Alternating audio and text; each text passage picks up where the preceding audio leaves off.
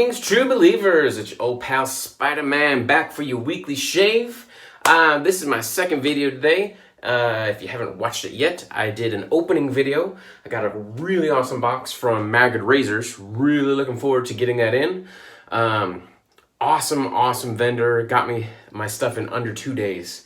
I ordered it Thursday at 2 o'clock and got it here at 10:30 a.m. on Saturday. So under 2 days from the time I ordered it to the time I received it.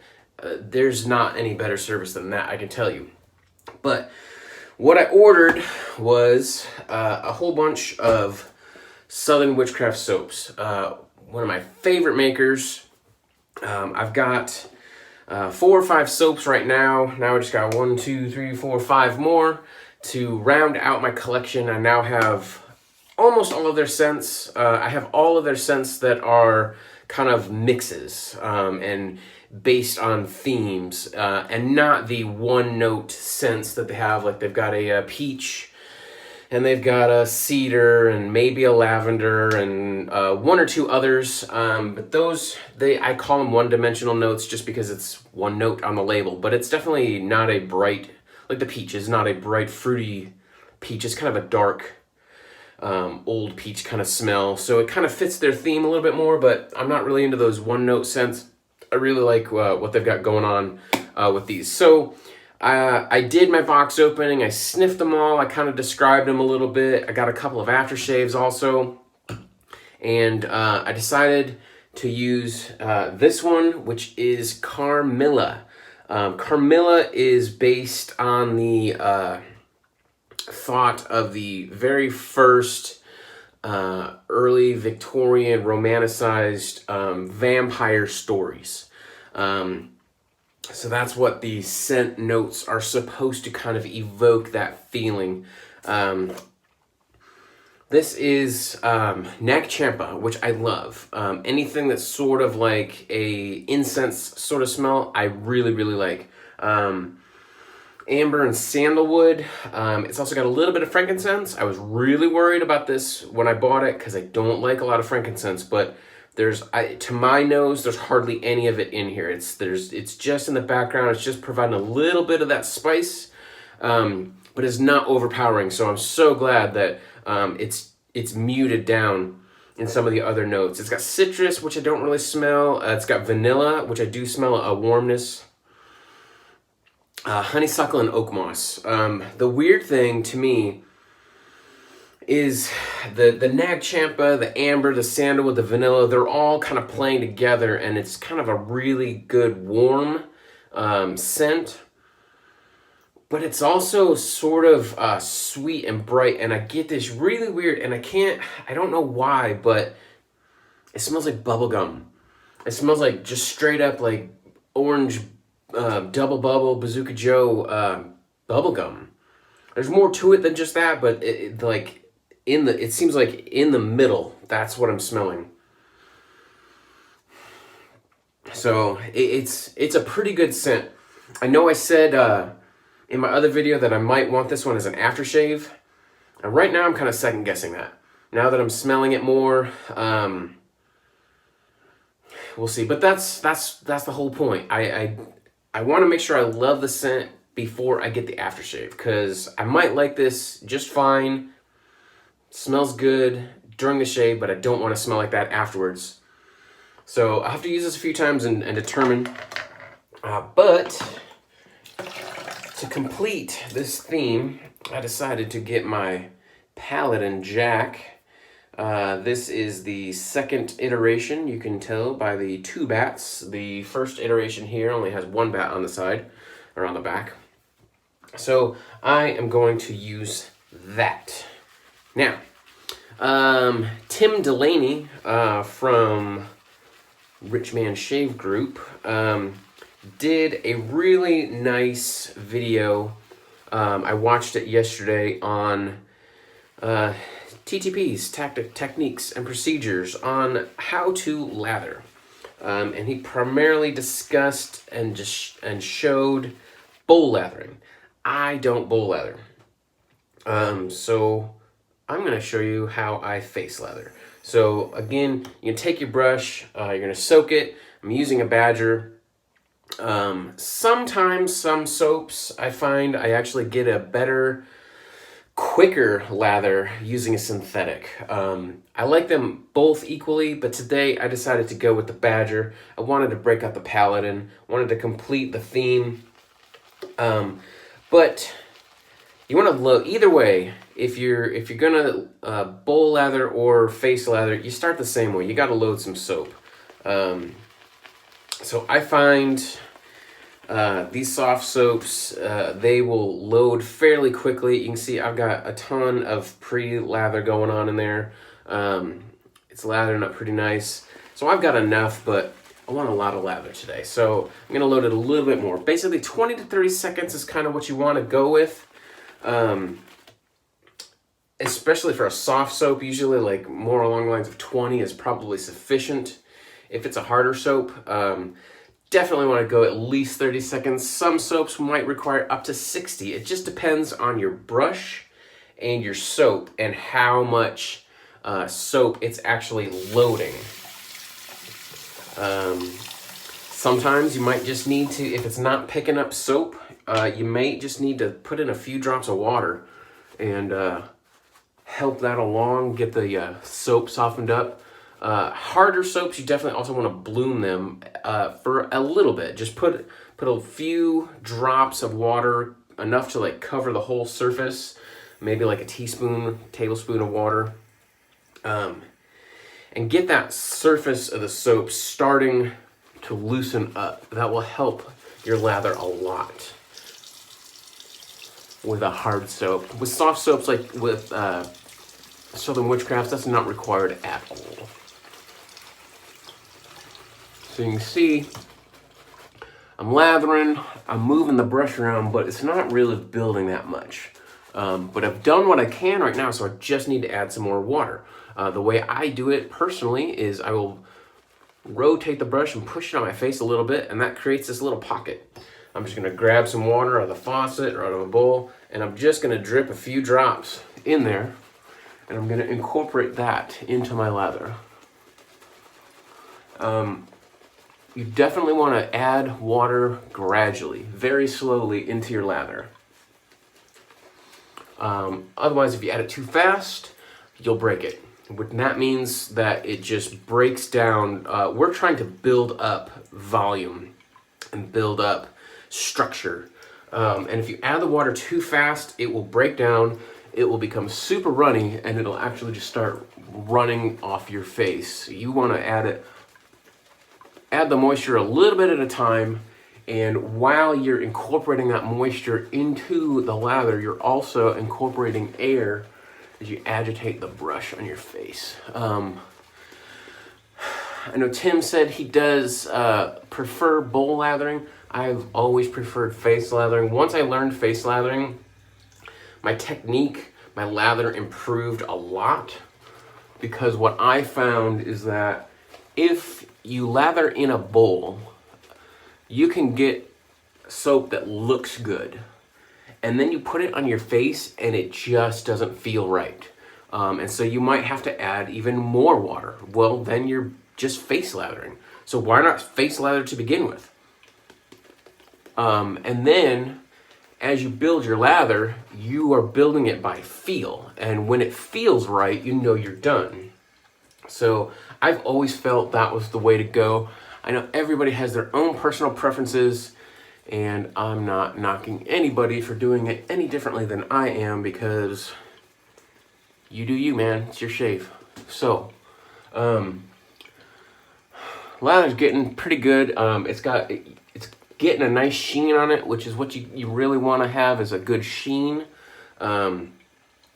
See, I'm starting to get some excess lather on the outside. Well, as I'm doing this, I'm just kind of pushing all that lather to the side. So you kind of want to grab some of that lather off of that brush and get that incorporated back into the lather that you're building, and get the moisture incorporated back into that.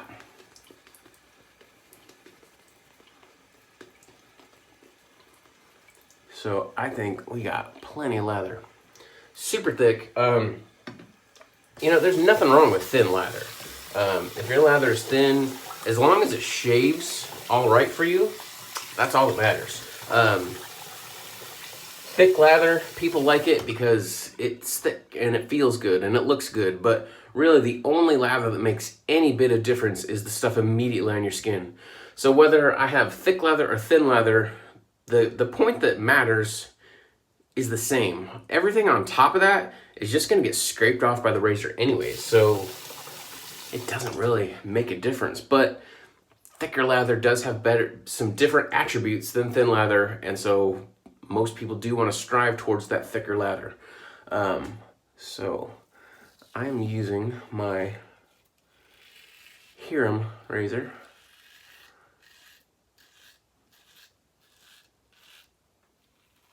From Occam's Razors. And I love this razor. I know lots of people that go down the single edge razor rabbit hole eventually figure out one or two razors that they really love. And I know for a lot of people that was the Vector. And I know when I got the Vector, I did not think that any razor could top it. It's a unique design. It's a very narrow head, which means there's absolutely no difficulty getting into tight spots like these. You can see I'm sort of missing a little bit of lather, and I kind of have to stretch my face to get very close up here with this one. You don't have that problem with the Vector because it's such a narrow head, you can get right up in there. I don't have as much problem with this as I do with some other razors, but that can be a tricky spot. But the Vector also just holds the blade in a different way. It's a very rigid blade and a very smooth. You almost don't have to think about it. Now what I'm doing right now is twofold. First of all, I'm putting a little bit of moisture back on my face because as that brush was sitting there, it's getting a little bit dried out.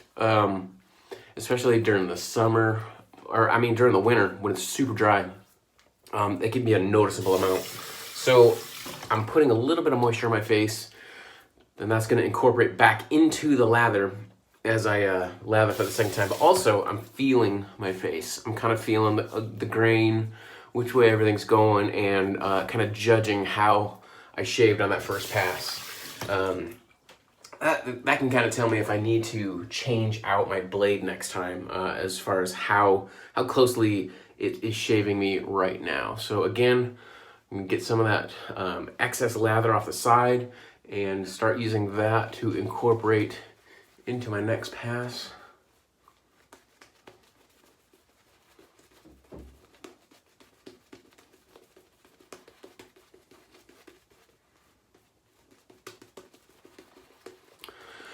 And you can see the lather on this pass isn't as thick as it was before, and that's fine.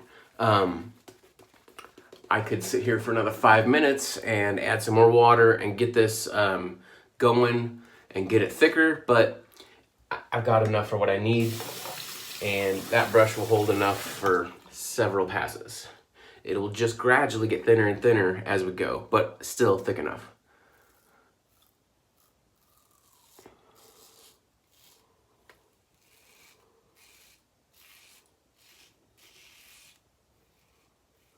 Now, so after I got the Vector, I saw the ads for the Hiram, and it had just come out, and when they first released it, it was at a reduced price, and the handle was modeled after the Cobra, which I had, and loved the idea of it, loved the look of it, hated the shave. Hated it. Too aggressive for me. Did not like it. But I kept it for the longest time because I like snakes, and I liked the whole idea of the cobra. So the Hiram, you can see, looks very much like the shape of the cobra. But they did enhance some things. They put some scales on it, on the side, and some belly scales. They got the cobra design on the end of it to make it look a little bit more interesting. But the head on this is completely different than the old cobra. Takes the same feather style blades, but it uses the head from the original Occam's razor and the updated Orin, which is a floating blade, which is kind of weird. The blade is just kind of sitting in the back and it's floating. It's kind of being held on the sides, but let's see if you can see that. The blade is allowed to flex a little bit. So it's interesting. You just kind of push it in and then it clicks into place and then you're good to go. And then when you want to take it out, you just grab the blade and you pull it out. But it does float in here, and because it flexes, it almost behaves like a single-bladed Gillette Sensor Mach 3 Fusion, what have you, because those blades do flex. But it takes out the worst part of those razors, and that's the fact that they're multi-bladed. So it does flex, and it allows the razor to move around the contours of your face a little bit more, which I think gives it a much better shave, a much closer shave. Now, I know a lot of people are saying that the Vector is such a good razor because it holds the blade rigid. And I think that's the case too, but I also think that because this blade intentionally is meant to flex, actually provides a great shave, and to me, better than the Vector. I know a lot of people would disagree, but for me, and at least a few others I know, do prefer this over the Vector. Really curious, Barber Dave, what you are gonna think when you get the Orin Pass and you try that razor.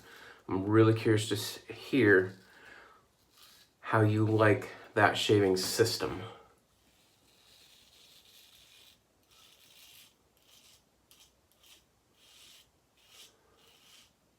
Because this is really one of the smoothest shaves.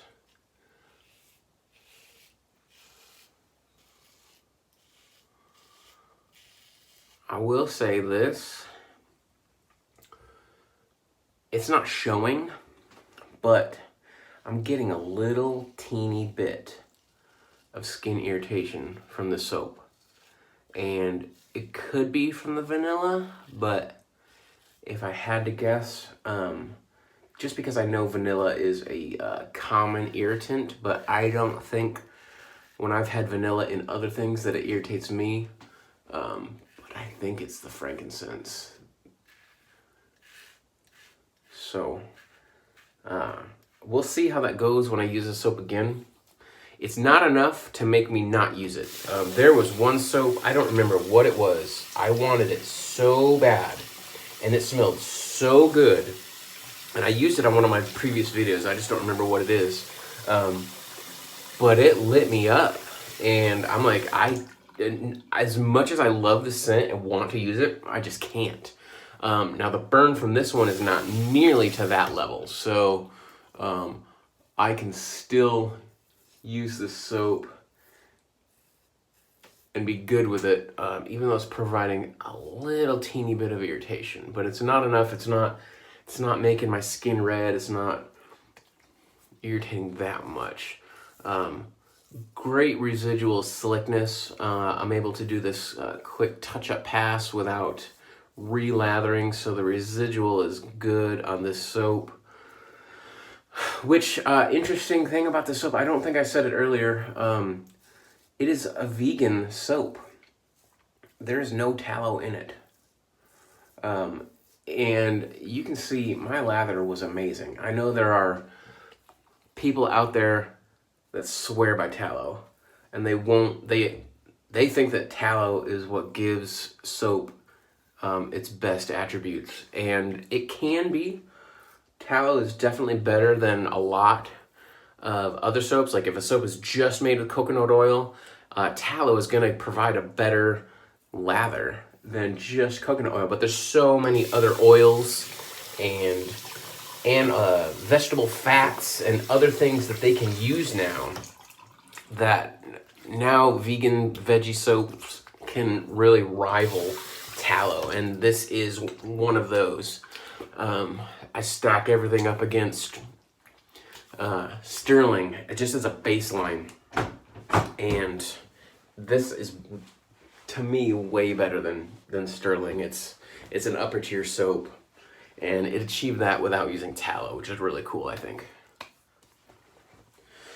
So standard for me is we're going to use some witch hazel. I think I'm going to use my some Humphreys. This is just the regular organic. I don't know, just because of the whole theme that I'm going with, I wanted to use something with a little bit more decorative label. I guess for the shave of the day picture that's going to accompany this video, that's why I wanted to use that. So I'm going to use some witch hazel on my face. That actually helps a lot. That almost immediately helped subside some of that burn. Probably because I rinsed it all off my face and now everything's gone. But that witch hazel, I noticed a difference immediately when I put that on. So that was good. Now I'm going to use my Necromantic aftershave, which is supposed to evoke imagery of love, romance, and death. It said something about a shaving in a graveyard or something like that. That's kind of what it evokes, imagery and feelings of. This one is very floral, and I was apprehensive at first about getting this one as an aftershave just because this is so floral, but I thought once it dried down, maybe that would be a positive thing. So we're going to see. It's rose, wisteria, honey, red wine, dirt, and ozone. Very, very floral, sweet, but the bitterness of the red wine really tempers the sweetness and just kind of rounds out the florals. Even though I'm not a big rose guy, the darkness of this I really kind of like. So I'm going to see how this is. Now you can see theirs is sort of a milky aftershave product. And if I'm not mistaken, it's alcohol free. I'm not positive, but I think so. Ingredients: witch hazel, water, aloe, and fragrance, glycerin, vitamin E, and some sort of polysorbate 20, whatever that does. So it says it doesn't have alcohol in it, but witch hazel. I'm assuming they're using standard witch hazel, which is 14% alcohol. So however much alcohol in it is very low.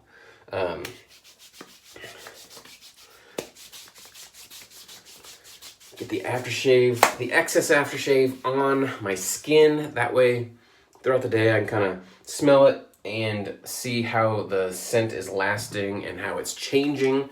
And I always like doing a double dose.